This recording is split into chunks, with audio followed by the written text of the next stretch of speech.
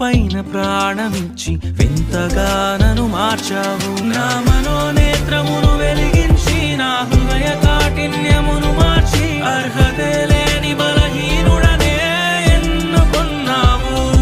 నా మనోనేత్రమును వెలిగించి నా హృదయ కాఠిన్యమును మార్చి అర్హతే లేని బలహీనుడనే ఎన్నుకున్నావు. ఏమిచ్చి నీ రుణమును నే తీర్తును, విరిగి నలిగిన మనసుతో ఆరాధింతు. మహిమా నీకే, ఘనత నీకే.